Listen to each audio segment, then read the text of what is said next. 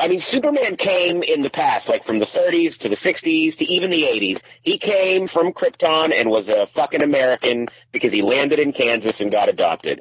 Now, in both the TV shows and the movies, he's this scary immigrant. You don't know what he's capable of. We don't think we can trust him. I mean, that's how America has changed. You know, our myths are a reflection of us, and that is where we're at right now. You know, before Superman was the quintessential American because he was a refugee. He had nowhere to go, and he came to America to not only live free, but help other people.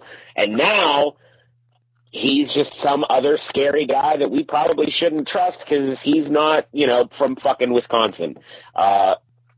It's kind of sad. It's kind of sad and a little scary.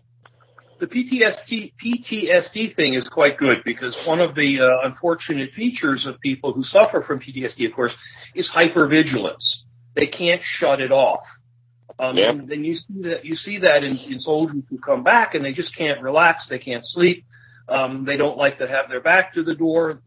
It's that sense of it won't go away, and the same kind of level of high strungness, which was in many senses a survival mechanism in war, just doesn't work well if you're trying to have a reasonably pleasant society.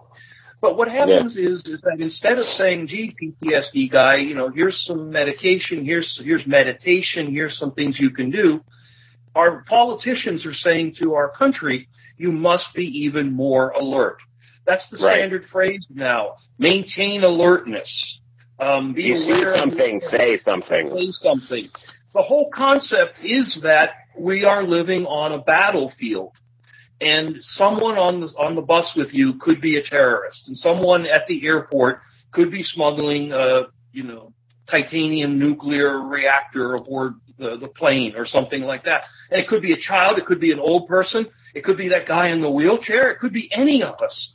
And it creates an atmosphere that makes politicians like Trump almost inevitable. I mean, I would go as far as calling him, you know, the first true post 9/11 candidate, and especially given how successful he's been. He plays to that fear. A lot of the media says, well, Trump stirs up anger, and I think they're getting at something, but I think they're wrong with that word. I think fear is what he actually is praying to. Right. It's not a particularly good picture. Well, you know, Hillary. Well, and it's not just Trump. Go ahead, Josh. I was going to say it's not just Trump. It's Ted Cruz too. Because don't forget that Ted Cruz came up with the idea of basically Muslim apartheid, in which, you know, Muslim neighborhoods have to be patrolled. On Bill O'Reilly last night, he said Bill O'Reilly asked him about, you know, bombing civilians, and he said, no, of course we won't bomb civilians. He's like, but if, you know, we're not going to have rules of engagement that don't let us get what we need to get. So basically what he was saying was, or, you know, get who we want to get. Basically he was saying that civilian casualties would no longer, say, be a deterrent to whether or not to launch an airstrike in a Cruz administration. And this is the guy who's supposed to be, you know, better than Trump. You know, I don't know. I don't know who do I want, the fucking torturer or the guy who wants to kill civilians? But take Cruz's statement and put it in the mouth of an ISIS leader. You know, civilian casualties are just something we have to put up with if our goal is to, you know, blow up the EU Parliament building or what have you. Collateral damage. Mm-hmm. Which means human beings splattered.